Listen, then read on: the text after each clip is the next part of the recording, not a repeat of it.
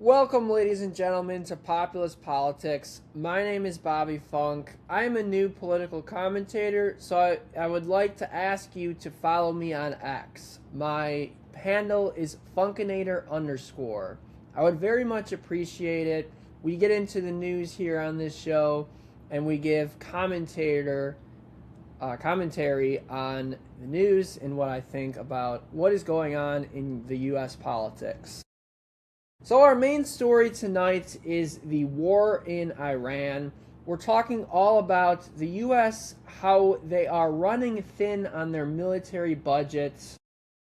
The latest development is that Pete Hegseth went in front of the Senate committee, the Appropriations Committee, and asked for that $1 trillion budget that he previously asked a few months ago before the MOU and the original ceasefire were signed.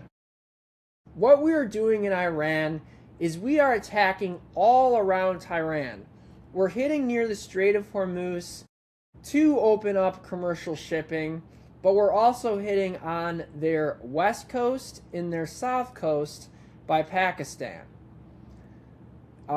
Israel is trying to get us to attack Tehran again. And we are bombing their missile and drone facilities, their maritime capabilities, their radar systems. We don't want them to be able to hit the Strait of Hormuz on commercial shipping, and we're also trying to prevent them from being able to hit our bases in the Middle East, because that is how they're responding. That is what the U.S. is doing. Now we're going to shift to what Iran is doing as response to this. They're obviously hitting the commercial shipping, but they're also hitting the U.S. bases. They're hitting bases in Jordan, in Iraq, Bahrain, and Kuwait.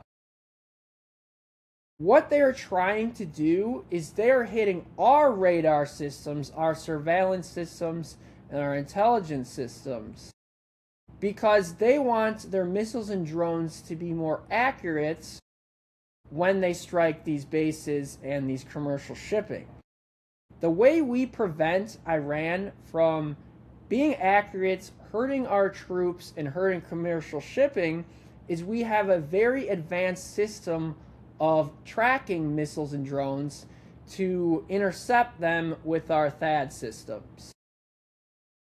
So with all of these U.S. soldiers, being I think 5 now, have died from Iranian drones and missiles, this tells us one of two things.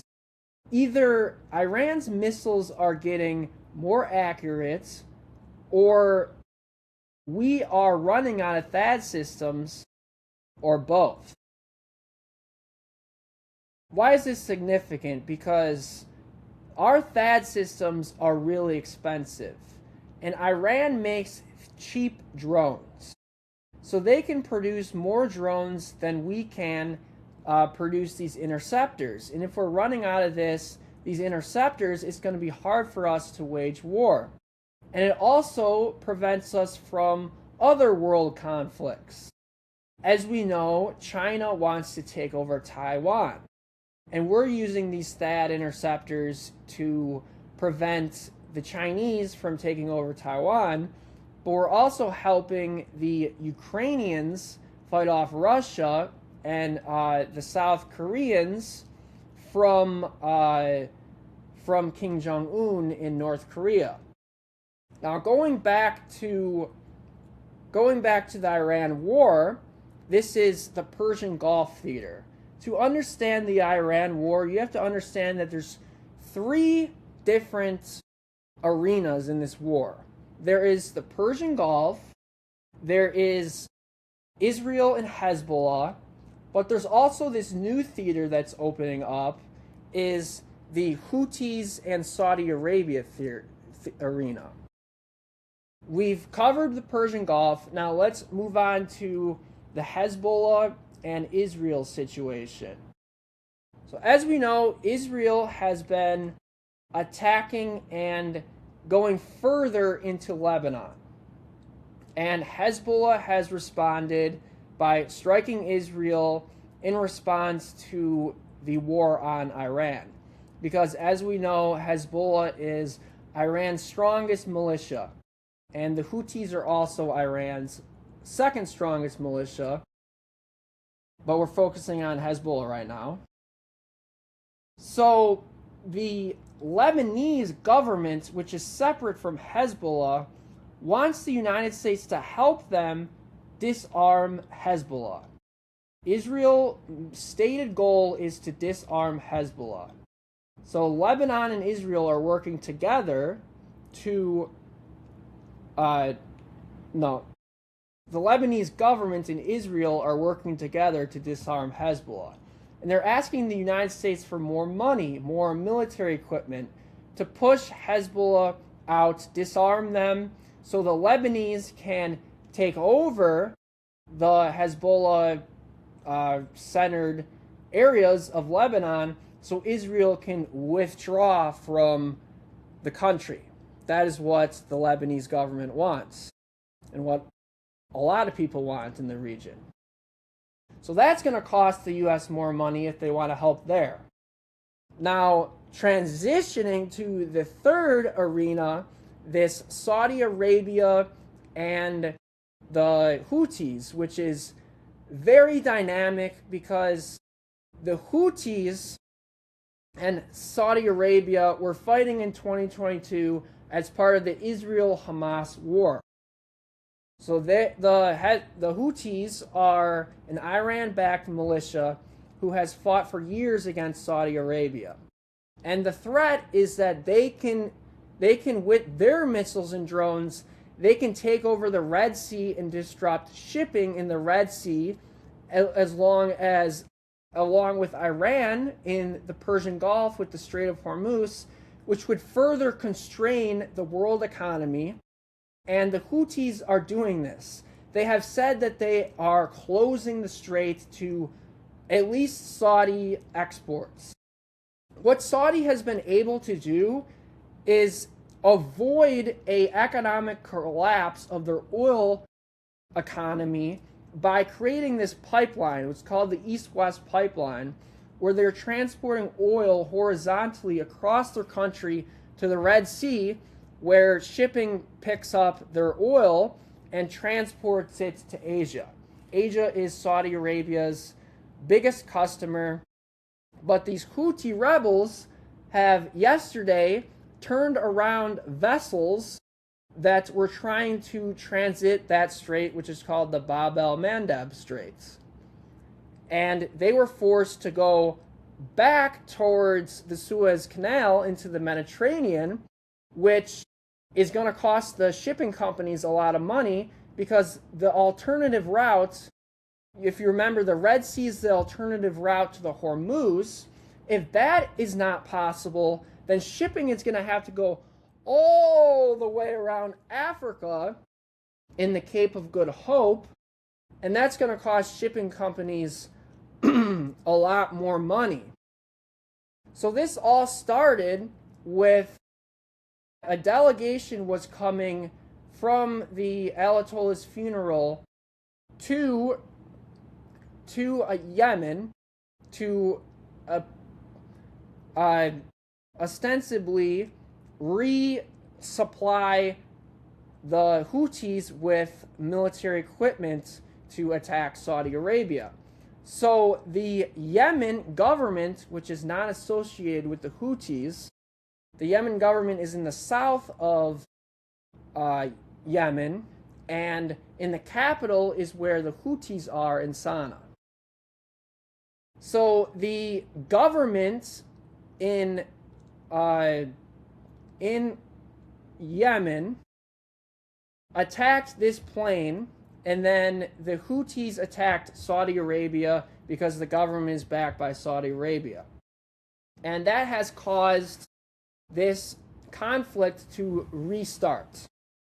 Now, what's significant about this for the United States is in the 2022 war, we had to airstrike the Houthis because they were disrupting shipping so much that it was catastrophic for the world economy, and the United States had to respond, which this is going to cost more money. So we're running ourselves thin in this arena. We're also running ourselves thin in the Israel-Hezbollah arena, and we're also going to have more action in the Persian Gulf because the MOU has failed, and Trump says that he's still open to this diplomacy, but what the diplomacy has told us is that these three countries that are involved cannot agree on anything. We can't even open up the Strait of Hormuz. That was open prior to the war. If we can't figure out what is going on in the Strait of Hormuz, because Iran wants to charge their toll, and commercial shipping keeps getting hit, and we try this alternative route in Oman, and Iran keeps bombing these ships, if we can't figure out the Strait of Hormuz, then that's more time taken away from nuclear, which is the main problem with this war, is Iran's nuclear program. But we are being distracted by the Strait of Hormuz shenanigans that we can't even talk to Iran yet about the nuclear weapons. And Israel is not going to be satisfied with us disengaging Iran without that nuclear program gone. And we could stop this war. We could strike a deal that I don't think is going to happen, because the MOU was the most on paper deal that we've ever had with Iran, and that was lost within a week. So that's not possible. So Trump could disengage with Iran and wait till the midterms are over. But after the midterms, Israel's going to be like, is it go time, Trump? Because we want Iran gone. And increasingly the Gulf cooperation countries, they want Iran gone too. So there's different factions in the Middle East. Pakistan is kind of in the middle. Oman is very interesting because they were in the middle, but Iran has been increasingly willing to attack them because they went against Iran and opened up this alternative route in the Strait of Hormuz. So the Middle East is picking sides, and most of the Middle East is against Iran. So it's very interesting. Trump has to decide if we want to expand this war even further, which is going to cost us a lot of money. It's the most unpopular war since the Iraq War. The American people are asking Trump, what about us? What about our gas prices? What about our economy that is being used for war? And now you're asking, Pete Hegseth is asking for $1 trillion for war? That is going to increase our debt, increase our inflation, and cause us turmoil in this country. So that is the state right now of this conflict, and we are going to have to see what Trump does next.